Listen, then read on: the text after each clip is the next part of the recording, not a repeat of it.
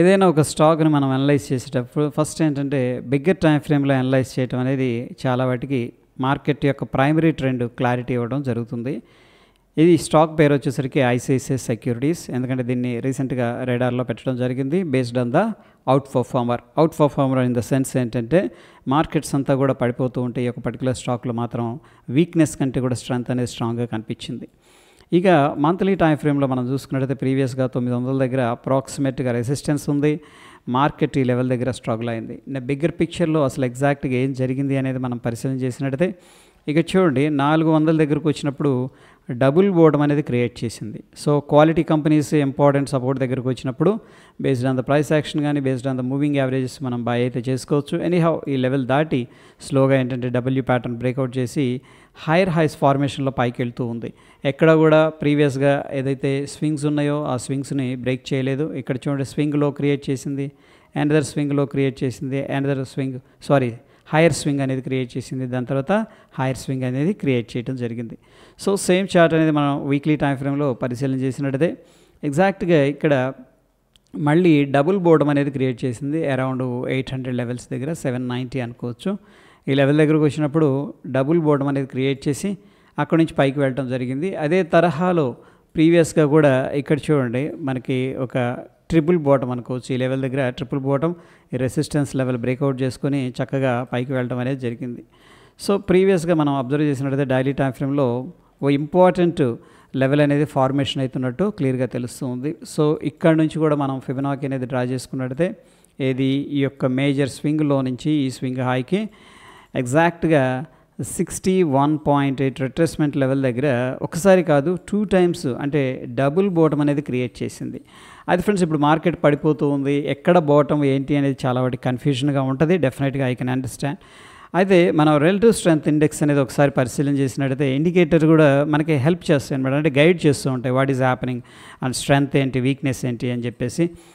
So relative strength ఇండెక్స్లో చూడండి ప్రీవియస్గా మనకి ఇది స్వింగ్ లో అనమాట. ఓకే, ఇది ప్రైస్లో స్వింగ్ లోని ఇక్కడ బ్రేక్ చేసింది కదా, ఇక్కడ బ్రేక్ చేసింది right side. But relative strength index విషయానికి వచ్చేసరికి మనకి డైవర్జెన్స్ కనిపిస్తుంది. ఇన్స్టెడ్ ఏంటంటే ఇక్కడ ప్రైస్ ఏమో లోవర్ లోస్ అనేది క్రియేట్ చేస్తూ ఉంటే relative strength index daily time ఫ్రేమ్లో కొంచెం హై అనేది క్రియేట్ చేసింది. ఒక రకంగా ఏంటంటే హయ్యర్ లో అనేది క్రియేట్ చేసింది అనమాట. This is called a positive divergence. Next case వచ్చేసరికి మనం ప్రైస్ అనేది అబ్జర్వ్ చేసినట్టయితే చూడండి ఎప్పుడైతే ప్రీవియస్ స్వింగ్ లో అనేది బ్రేక్ చేసిందో ఆ లో కింద క్లోజ్ చేయలేదు, ఒక రకంగా రిజెక్షన్ అనేది జరిగింది. దాని తర్వాత డోజీ ఫార్మేషన్ అనేది జరిగింది. సో ఫ్రెండ్స్ ఇక్కడ మనకి డోజీ ఫార్మేషన్ జరుగుతుందంటే ఇక్కడ మార్కెట్ సైడ్ వేస్ అన్న ఉంది అని చెప్పేసి అర్థం చేసుకోవచ్చు. అనదర్ వేలో ఇక్కడ ఎవరైతే మార్కెట్ కిందకి వెళుతుంది అని చెప్పేసి సెల్లింగ్ చేస్తున్నారో వాళ్ళు అలసిపోయారు, వాళ్ళ దగ్గర ఫోర్స్ అనేది తగ్గిపోయింది, సెల్లింగ్ ఫోర్స్ అని చెప్పేసి కూడా అర్థం చేసుకోవచ్చు.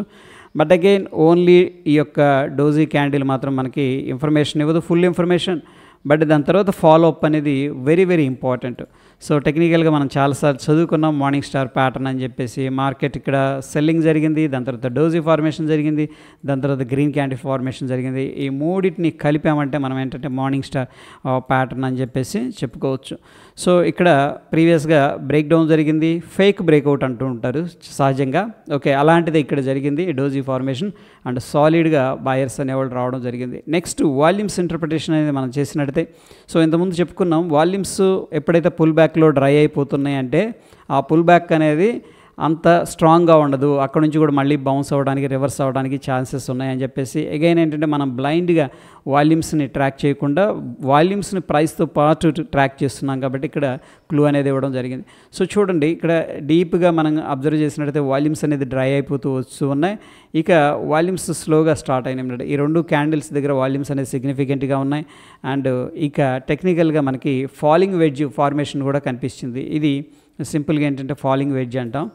ఓకే, టెక్నికల్గా ఒక ఇంపార్టెంట్ సపోర్ట్ దగ్గర ఉంది, డోజీ ఫార్మేషన్ జరిగింది, morning star pattern and breakout జరిగింది. అండ్ రిలేటివ్ స్ట్రెంత్ ఇండెక్స్లో కూడా డైవర్జెన్స్ అనేది కనిపిస్తుంది. ప్రాబ్లం ఏంటంటే ఆఫ్టర్ దిస్ క్యాండిల్ మనం ఈ యొక్క స్టాక్లో ఇన్వెస్ట్మెంట్ అనేది ప్లాన్ చేసుకోవచ్చు.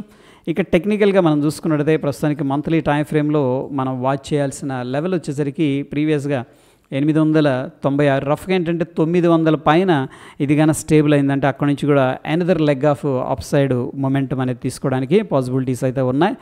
ఎనీహౌ ఫ్రెండ్స్, ఇక్కడ ఏదైతే డిస్కస్ చేస్తున్నామో జస్ట్ ఎడ్యుకేషన్ పర్పస్ మాత్రమే, ఇది స్టాక్ రికమెండేషన్ అయితే కాదు.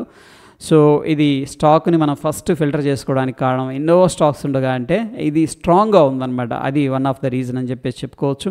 ఆ రీజన్స్ చెప్దామని చెప్పేసి ఈ వీడియో చేస్తున్నాను. హోప్ ఈ వీడియో ఇన్ఫర్మేటివ్గా ఉందని చెప్పేసి అనుకుంటున్నాను. వీడియో నచ్చితే తప్పకుండా లైక్ చేసి మీ యొక్క సపోర్ట్ అనేది తెలియజేయండి. ధన్యవాదాలు.